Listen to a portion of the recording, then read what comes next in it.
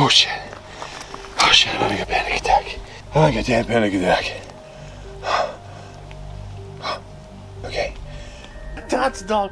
Dog dad. Dog, dog. Dog dad. Dog, dog. Dog, dog. Oh god. Bloody hell. No. What is that? No way. No. The wilderness is supposed to bring peace, fresh air, crackling fires, and the kind of silence you can't find anywhere else. But sometimes that silence hides something darker. Today we're diving into 6 real camping encounters that'll stay with you long after the fire goes out. Let's dive in. So it's been a couple days since this incident happened, and thought I would try to give you a more coherent account of what happened than just the videos show. I'll show you the videos after I finish talking. There's nothing graphic in there, so no need to worry about that. As I approached the Javis Memorial Picnic Ground, I noticed there was a single car in the parking lot, and it was backed up to the edge. But what really caught my attention was that the back tires were way up on the embankment. So that caused me to walk over and take a closer look. And that's when I noticed the rope that was tied to the back and disappearing over the edge. Before this encounter, Dundee Hikes was best known for calm, peaceful content. His channel focused on solo treks, scenic views, and the quiet escape of life on the trail. Viewers came for the serenity of nature, birdsong, campfire mornings, and the slow rhythm of hiking alone. But on June 6, 2025, that calm was shattered. He had set out from Islip Saddle following the Pacific Crest Trail. The morning felt routine until he spotted something odd at the Javis Memorial Picnic Ground. A lone car sat in the lot, its back tires awkwardly pressed up against the embankment. Not parked, but staged, like someone had intentionally rolled it into that position. Curiosity pushed him closer. That's when he noticed a rope tied to the bumper trailing over the edge of the slope. At first, he brushed it off as weird, maybe even a prank. He filmed a quick clip, joked about never finding out what it was for, and began walking away. But the thought gnawed at him. Why would a rope be tied there? Why the strange parking job? Against his better judgment, Dundee dropped his pack, grabbed the rope, and peered over the edge. What he saw froze him in place. At the end of the rope hung a man's body, still, lifeless, neck bound. For a moment he tried to rationalize. Maybe it was a stunt. Maybe the man would wake up and say it was all a twisted joke. Dundee even shouted, desperate for a response. Nothing came. He scrambled back to the parking lot. No cell service, no way to call for help. Only his emergency beacon could connect him to the outside world. He contacted the nearest camp host, who relayed the message. Soon the stillness of the forest was broken by the distant thrum of a helicopter and the arrival of deputies. Investigators descended the slope to confirm the grim reality. The man was gone. Fire crews, homicide detectives, and medical teams cycled through the scene. Every detail had to be checked. Was this an intentional act or something more sinister? Authorities never released the specifics. For Dundee, the aftermath was heavy. He had come to the mountains for solitude and found tragedy instead. He later uploaded the footage, not for shock value, but to remind viewers of a simple truth. If you're in a dark place, there are better ways forward. It's a bad day, he told them. Not a bad life. The team behind Paranormal Discovery built their channel on one mission: chasing the unknown. From haunted houses to remote forests, their videos follow them into places most people avoid, all in search of answers to age-old mysteries. But their trip to Nova Scotia's Tenger wildlands gave them more than they bargained for. This rugged stretch of wilderness is no stranger to strange reports. For decades, locals have whispered about sightings of towering, human-like figures, stories often tied to the legend of Bigfoot. Determined to push deeper than ever before, the crew packed their gear, their dog Kiki, and headed into the thick, mist-covered mountains. The Bigfoot mapping project, there was actually, I think, in the early 1900s, but then again, someone else said it was like pretty recent, the last 5 years. But the map had a Sasquatch encounter here. Someone actually encountered one. At first, it was routine. They set up camp, strung a tarp against the rain, cooked dinner, and laughed around the fire. For a while, it felt like just another camping vlog, but as night settled, the atmosphere shifted. Footsteps crunched in the brush on both sides of camp. Low groaning noises echoed through the trees, too deep to be human, too strange to match any animal they knew. The lead investigator grabbed a flashlight and wandered into the dark, determined to catch whatever was circling them. That's when it escalated. Branches snapped close by. Something brushed against his back. He staggered, panicked, and rushed back to the safety of the firelight. The team tried to rationalize it. Maybe a deer, maybe a bear. But then their spirit talker device activated, spitting out words that made the situation feel far more deliberate. Fetch, then hunt. Whatever was out there wasn't just moving randomly. It seemed to be communicating. Got the tarp up, didn't film it because it was actually kind of coming down for a bit. Yeah, we wanted to just get it up so we can just have something we can be under at this point in time. So now that everything is good to go, I think the camping night starts. Hello? I'm hearing footsteps in the bushes, man, like on both sides. This side, and then on this side. Trying to rationalize like as if it's like a bear or maybe a deer or something. What the f is that sound? Like, what was that sound? Bird or cryptid, something. Whatever is here found us. Their fear grew as the noises continued. Moans, snaps, the sense of being watched from every direction. The wilderness pressed in on them, vast and suffocating. And unlike an abandoned building or an old church here, there was no door to slam shut, no wall to hide behind, just endless forest. Exhausted, rattled, and unnerved, the group cut the trip short. They packed up camp and hiked out before dawn. On camera, they admitted they didn't know what they had encountered, cryptid, spirit, or something else entirely. Yeah. What happened? Just some weird sounds, really. Yeah, I also heard some weird sounds. Hey, baby. Hey. Yeah, like unhuman type of sounds. It was Like moaning? like something in distress. Oh. Like I heard some really weird like moaning Oh. that I've legit like never heard before. Yeah, that was weird. It was, Yeah. something's like dying or something in there. I know, right? Or there's like a Bigfoot literally so close to us. Anyways. Say no. Say no? Say no to what? Fetch. It literally just said fetch. I swear I just heard like something just got thrown. It just said hunt. Yeah. The team behind Haunted Finders, David, Tom, and Kev, have built their reputation on exploring forgotten, haunted places across the UK. Their investigations usually bring eerie whispers, shadows, or cold spots. But one site left such an impression on viewers that fans demanded they return, a crumbling church buried deep in the woods. By daylight, the building already radiated unease. Locals claimed it carried a violent history, including attacks during the English Civil War. When night fell, the silence wrapped around it like a trap. The team barely had time to set up before things took a disturbing turn. As Tom scanned the tree line, he froze. A full-bodied silhouette stood beside a leaning tree near the church, solid, human-shaped, and motionless. But when he blinked, it was gone. Dad's dog. Dog dad. Dog dog. Dog dad. Dog dog. Dog dog. Oh god. Bloody hell. It looks good, doesn't it? What the flip was that? What is it? No, someone was... Hey, 1 minute. Someone was just standing up there. Someone was just standing up. Someone was standing up there.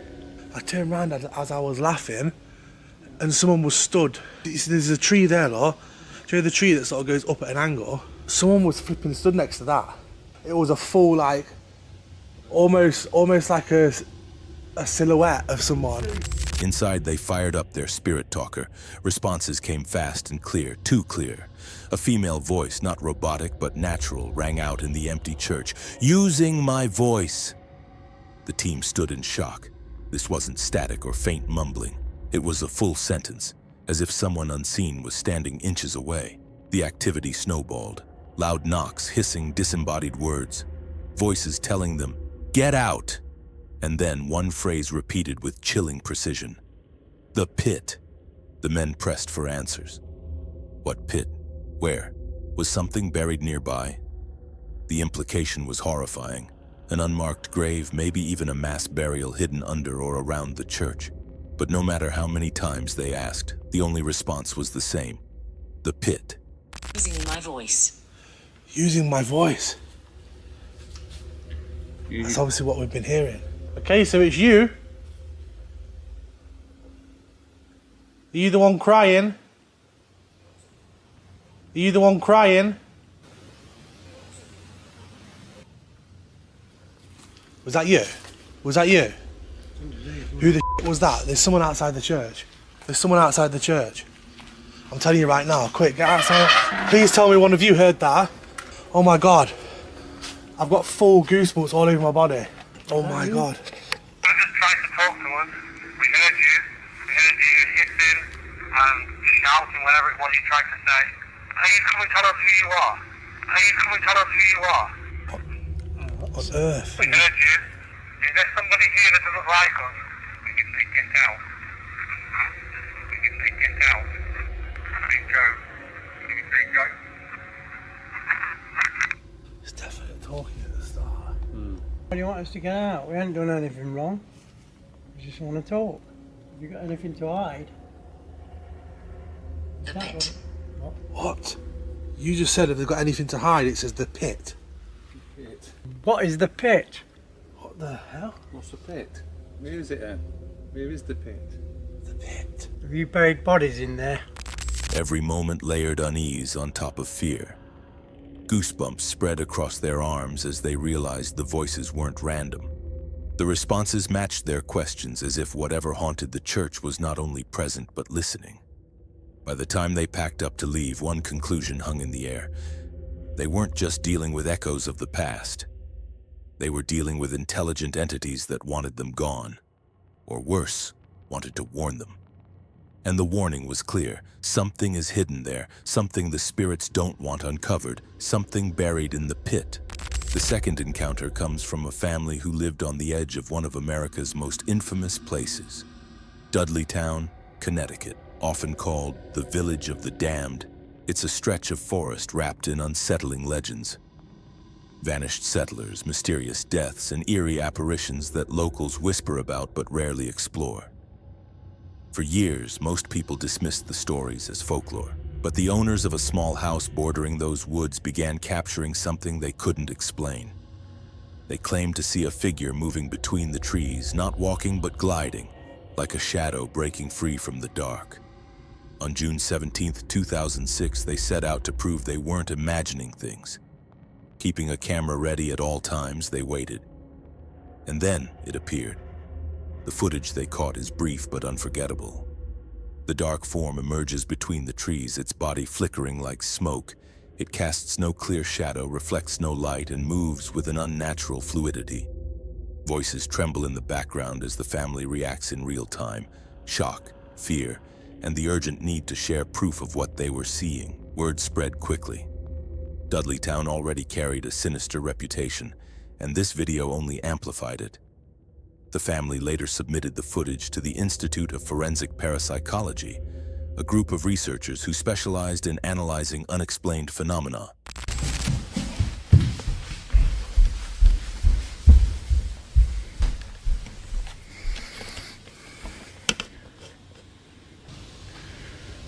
No.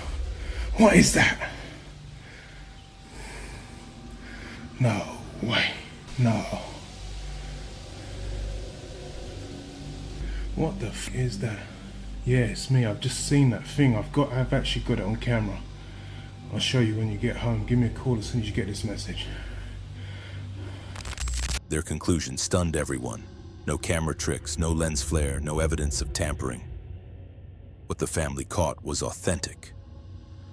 Experts went so far as to call it one of the most convincing pieces of paranormal evidence ever recorded. But convincing doesn't mean explainable. To this day, no one has offered a definitive answer for what appeared behind their home. And here's the part many people miss. If you watch closely, the trees in the background don't sway, don't shift, don't react at all to the figure drifting by. As if even nature itself froze while it passed. So what was it? A spirit? A shadow person or something even stranger that only shows itself in places already cursed by tragedy? For most of his subscribers, Dan's van life is a channel about freedom. Dan travels the country in his van with his loyal dog Cassie, documenting everything from roadside meals to mountain sunrises.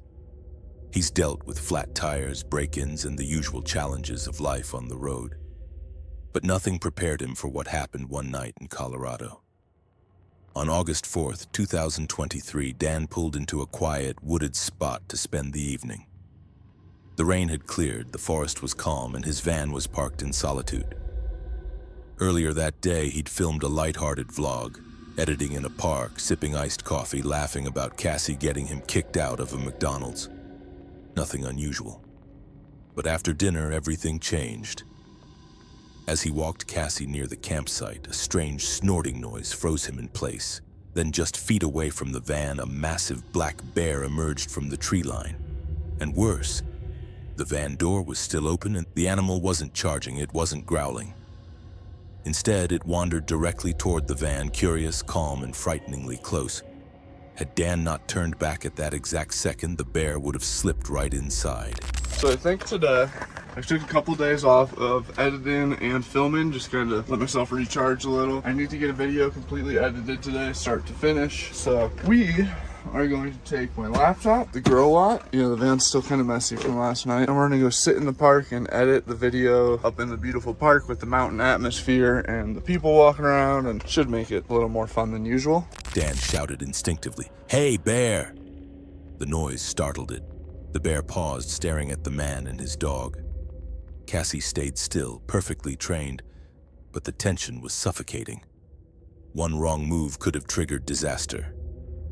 Dan managed to record some of the encounter, though shaky and brief. Most of his focus was on keeping Cassie safe and preparing to defend himself. But the clip shows enough. A bear large enough to tear through the van in seconds, hesitating just outside the open door. It only lasted moments, but the what-ifs haunt the footage. What if Dan had stayed gone 2 minutes longer? He might have returned to a wrecked van, or worse, walked straight into the animal's face at point-blank range. What if Cassie had been off-leash? The chase could have ended in tragedy. It's like horse poop. There's either a moose or a horse right outside of the van right now. And he just made a scary noise. Or a bear. Holy shit. There's a bear right outside the van. Hey, bear. He's huge. He's huge. If I wouldn't have said something, he was gonna go in the van. If I wouldn't have hollered, "Hey, bear," he was about to walk his way right into the van. What are the odds, dude? I could have stepped out the door right into his face.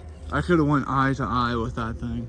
I heard a weird snort noise when I was walking up the trail and looked back, and I could see him through the trees, like looking in. If I let go, she would chase him all the way down. He was pretty scared of us though, that's good. I didn't get the greatest video of him by the van because I was preparing. Eventually, the bear turned and wandered back into the trees, uninterested or perhaps simply cautious. The danger passed, but the message was clear. Even experienced travelers aren't untouchable in the wild. On her channel, Tiny Nomad shares the highs and lows of solo travel across the US. Her adventures usually revolve around scenic drives in her 4Runner, nights under the stars, and the quiet joys of living on the road. But during the summer of 2025, her journey took a turn she never expected. After driving more than 3,000 miles in just a week, car troubles forced her to stop in rural Washington. Waiting for a replacement part that kept getting delayed, she rented a secluded cabin in the woods, an attempt to rest, reset, and recover. Surrounded by towering evergreens and misty trails, the cabin looked like something out of a fairy tale.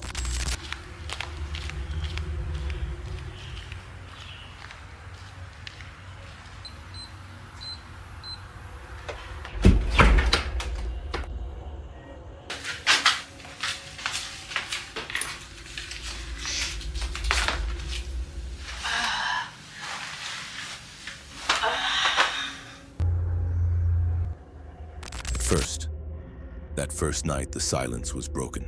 Lying in bed with a book, she jolted upright when a loud knock struck the back wall of the cabin. The sound wasn't faint. It was heavy, deliberate. Heart pounding, she scanned the windows, half expecting to see a bear. But the forest outside remained still. No movement, no explanation. Her unease deepened when she remembered her car wasn't parked outside. It sat a 5-minute walk away down a narrow trail through the dark woods. If something was lurking out there, she had no easy escape. And then came the details that made the cabin feel even less safe. A security camera was bolted to the porch, supposedly inactive according to the welcome guide, yet it loomed over the entrance like a watchful eye. Outside, an exposed shower stood with no walls, no curtain, nothing to shield her from whatever might be hiding in the trees. It wasn't just one oddity. It was a pattern. The knock, the camera, the layout of the cabin itself. Alone in the woods, every sound fed into her paranoia. Well, I've been laying in bed reading for like half an hour. And I just heard this like loud knock. It came from the back of my cabin.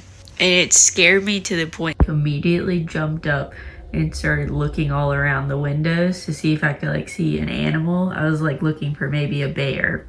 Weird and like on edge now, especially since to get to like the kitchen in my car, I have to like, it's like a trek. I mean, when I say a trek, I don't know. The camera definitely looks like it hasn't been used in a very long time, but it's like, why wouldn't they just take it off? Why is it there? It just adds to the creepiness of this place, in my opinion. Just discovered there's a shower here. So I was like, why do they have these towels right here? Like shower towels? And then when I walked outside, they have an outdoor shower that's completely open. Right there. But, I mean, it's completely open. Every shadow seemed to hold the possibility of being watched. The days passed without a second knock, without footsteps, without proof. She never saw anyone outside the windows, but the dread never left. Whether it was an actual person in the forest or just the heavy weight of isolation, the fear stayed with her. She finished her stay, but not without unease. She never touched the outdoor shower. She never felt fully safe. And the question lingers long after her story ends. Was it just solitude playing tricks on her mind? Or was someone really standing in the darkness that night, knocking to remind her she wasn't as alone as she thought?